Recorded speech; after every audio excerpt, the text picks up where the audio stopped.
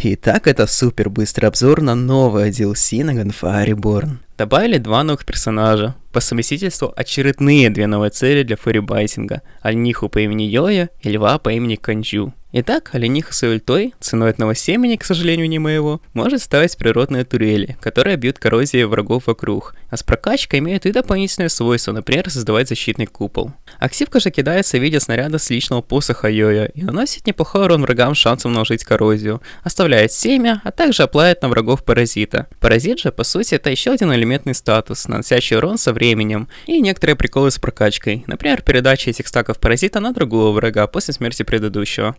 Также можно удержать кнопку активки, всосать в себя одну из турелек, бочки, некоторые скиллы врагов и кинуть обратно в них. Сама же Йоя предпочитает играть через посохи, а также через weapon скиллы, что обуславливает наличие прокачки этого в ассеншенах.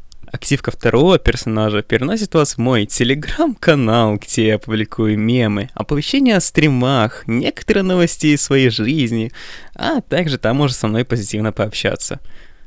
Ладно. Активка второго персонажа, отправленная в врагов, наносит им сплэш-урон, а также фазлочит и что-то мне это напоминает. Сердечко кошак, укравший мою гетеросексуальность. Пиздец. Ульта данного персонажа есть фазлок, который я где-то уже видел. По сути, особо мне больше нечего сказать, кроме того, что активка становится чуть сильнее, если у тебя 120 энергии или больше. Энергия восстанавливается со временем или от нанесения урона огнестрелом, и в целом необходима для ульты. Имея 60 или больше, ты можешь превратиться в ебаку. В этом состоянии он ходит в анимациях в 2 FPS, и у него есть несколько комбо, применимые на врагах, в том числе и дальнобойная атака.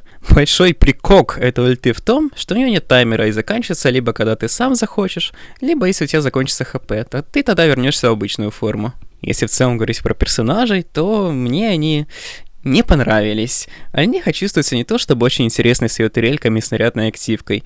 Пусть даже она и может всасывать мощь некоторые атаки врагов. Лефа прикольнее, особенно тот факт, что ты можешь вообще не выходить из ульты, но он чувствуется очень неуклюжим и неповоротливым. Например, тот же Момо из прошлого DLC чувствовался гораздо лучше и приятнее, хотя у него и была всего одна атака. Как всегда, в этом DLC было добавлено 4 новых пушки. Армилари Сэш.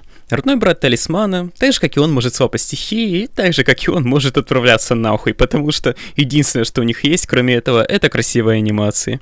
Вайперсайд. Двоюродный брат Scorching Rounds, только в отличие от него не огненный, но отсеть не особо нужно, потому что у него гораздо больше урона, есть прицел, отмечающий криты, а также сплэш-урон. Дрифт Шард. Официально одно из моих новых любимых оружий в игре. Очень скорострельный лук и кандидат на лучшую снайперку. Джекпот.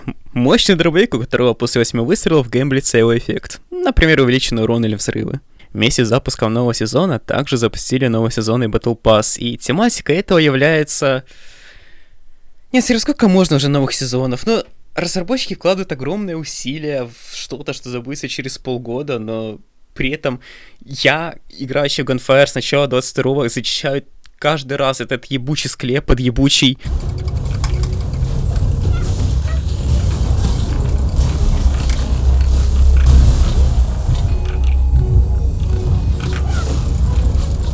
Также добавили несколько новых обычных свитков, несколько новых проклятых свитков и, возможно, перебалансировали старые. Ну а с вами был Клюв. Всем пока. Момент истины. Йоу-йоу, блядь. Блядь, почему переводчики... Йоу-йоу, почему у нас маленькой буквой, блядь, написано? А тут написано ю-ю, блядь, а тут ю-ю, нахуй. Саньцзуэ, блядь. Ингшорин. Этих не переименовал, блядь. Йоу-йоу, нахуй. Йоу-йоу.